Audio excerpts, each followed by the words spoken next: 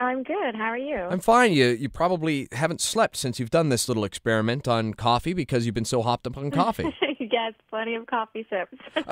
I've got to ask you. You see, here's what I find amazing is you can poll 1,000 different people on the best coffee, and you could get 999 different answers. Exactly. So when you were doing this, what was your baseline for a, quote, good cup of coffee? Well, with coffee, it's a matter of balance between the acidity, the sweetness, and the bitterness of the cup. Okay. So it's really whatever was the smoothest on your tongue. Okay, so a lot of people, and let me also ask you this.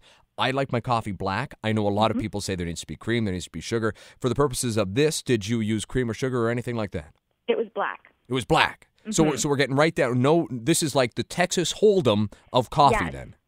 Yes, and mind you, I'm a person that likes milk and sugar in my coffee, so I was a little concerned going into this, but actually I was really impressed with the results and the different tastes that you can get between every different type of coffee. With Andrea Jenna, she hosts The Perfect Bite, and it's Yahoo Canada Shine is where the where Perfect Bite is found, and actually decided all of the coffee houses popping up at every corner, let's find the best one. So let me ask you, who all you sampled and who ended up winning?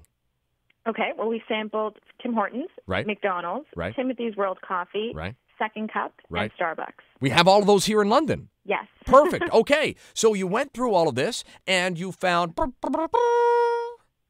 I personally enjoyed the Tim Hortons Premium Blend Cup of Coffee. Really? I Yes, think that's that going to was my surprise... favorite. You're going to surprise a lot of Starbuckians by saying that. Yes, I was really surprised myself. It was a blind taste test, so we had no idea. And normally everyone who says Tim Hortons could taste a little watered down. There's that joke out there.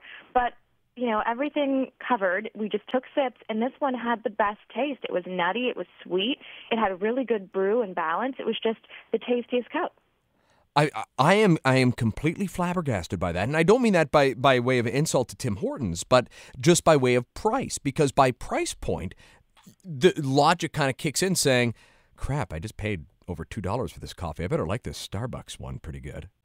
But Yeah. you're saying, what was it like a far and away, like it was a no-brainer that you liked the Tim Hortons the most? Definitely. I mean, again, everyone's taste palates can differ, Right. but the Starbucks taste to me was very bitter. That was the first reaction I got from it, and I personally didn't like that. And if you perhaps like a bitter taste, then that would be something you're drawn to, but I liked a really good balance, and Tim Hortons provided that. We're with Andrea Jenna. Andrea Jenna is the host of The Perfect Bite. You can find it on Yahoo Canada Shine, and they have all sorts of cool webisodes there and everything. Is that the right term? Webisode? Webisodes, yeah. Webisode? Yeah, okay, good. I never really used that in a phrase before, and I wanted to make sure I used that properly.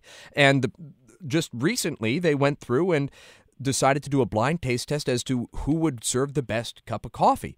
Now, here's the thing. Like you said, everybody's palate is going to be different. You're a little bit more of a foodie than I am. You mentioned that you are tasting for certain things. Is there a way to properly taste coffee for it to be better, kind of like wine?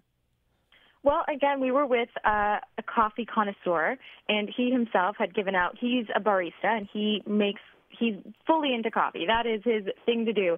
And there is a proper blend between the different tastes of acidity, sweetness, and bitterness. So there is a way of making a really good cup of coffee, and that just happens to be the requirements.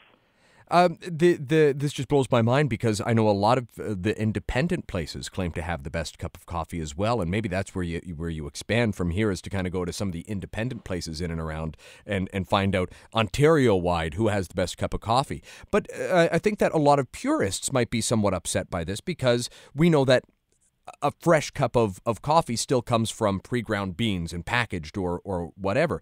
Are you planning on upsetting some of the purists of coffee in the coffee world? Well, we weren't planning on upsetting any. We were really just taking a look at the top chains in terms of getting a fast, quick cup of coffee. So when everyone's running around trying first thing in the morning or whenever it is and you need that coffee jolt, where the best place is to get the best cup of coffee, and that's what we were kind of trying to target. Well, I'll go ahead and ask you this at the risk of upsetting somebody.